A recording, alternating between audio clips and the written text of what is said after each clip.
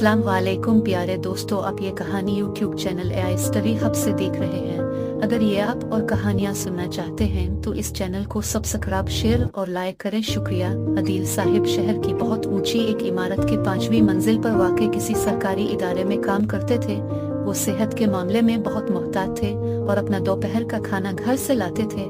उनके दफ्तर के सामने कॉरिडोर के कोने में एक बली अपने 3 बच्चों के साथ रहती थी। दोपहर के खाने में से जो बच जाता, अदील साहिब इसे बली के लिए एक बर्तन में रख देते, जिसे बली और उसके बच्चे खा लेते। दफ्तर का चौकीदार भी बली का ख्याल रखता और बर्तन को धो देता।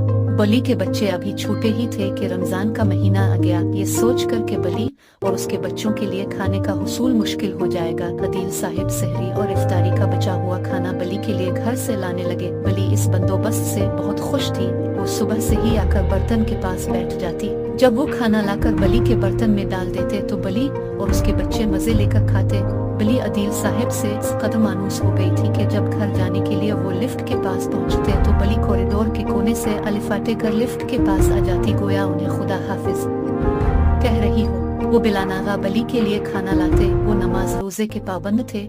इसी तरह वक्त से पहले दफ्तर पहुंचना और मुकर्रर वक्त पर दफ्तर से घर के लिए रवाना होना उनका मामूल था। उनके पास जाती सवारी नहीं थी, इसलिए बस से दफ्तर आते जाते थे। उनका घर दफ्तर से 20-25 किलोमीटर दूर एक मुजाफाती इलाके में था। रमजान अल मुबारक की 25 तारीख थी। अदील साहिब ने अपने बच्चों से वादा किया था कि दफ्तर से वापस आने के बाद वो उन्हें ईद की खरीदारी के लिए ले जाएंगे। लिहाजा उन्होंने जल्दी जल्दी दफ्तर का काम समेटा और इमारत से नीचे उतरने के लिए लिफ्ट के पास आकर लिफ्ट का बटन दबा दिया। उन्हें ख्याल आया कि आज बली नजर नहीं आ रही। उन्होंने लिफ्ट के पास खड़े खड़े बली को आवाज दी और कॉरिडोर के दूसरी जानिब देखने लगे। ये खासा लंबा रास्ता था, जबकि लिफ्ट दरमियान में नस्ब थी। बली तो उन्हें नजर आ गई, मगर खिलाफ मामूल वो उनके पास आने के बजाय वहीं खड़े खड़े म्यू म्यू करने लगी। इसी दौरान लिफ्ट आ गई। अदील साहिब का दिल चाहा कि लिफ्ट पर सवार हो जाएं। फिर ये सोच कर के बली और इसके बच्चे किसी मुसीबत में न हो, वो कॉरिडोर की दूसरी जानिब खड़ी बली के पास चले गए।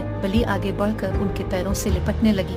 उन्होंने आदेर अलिफादेर निगाह दौड़ाई, मगर उन्हें बली की परेशानी की कोई वजह समझ में न आई। बली के बच्चे भी एक तरफ खेल रहे थे।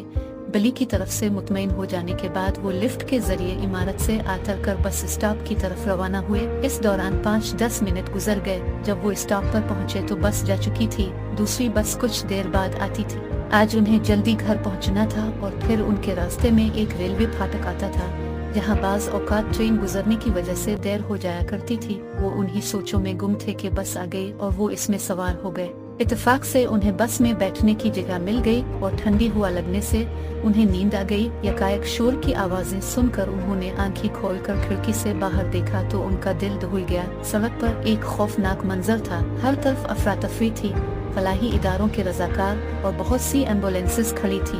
मालूम करने पर उन्हें पता चला कि वो बस जो दफ्तर से देर से निकलने की वजह से उनसे छूट गई थी, इसे हादसा पेश आ गया है। बस फाटक बंद न होने की वजह से ट्रेन की जद में आ गई है। बहुत से मुसाफिर जख्मी थे और रजाकार उन्हें अलिफाटे कर एम्बुलेंसेस में डाल रहे थे। पुलिस की बहुत सी गाड़ियां भी मौके पर मौजूद थीं, जो लोगों को मुंतशिर कर रहे थे। अब अल्लाह मियाँ की रजा उनकी समझ में आई कि बली उनको क्यों बिला कर ले गई थी और किस तरह देर हो जाने की वजह से उनसे वो बस छूट गई थी। अदील साहिब ने अल्लाह ताला का शुक्र अदा किया, जिसने बली को वसीला बनाकर उन्हें एक बड़े हादसे से महफूज रखा। मजीद अच्छी कहानियाँ देखने के लिए चैनल सब्सक्राइब करें। शुक्रिया।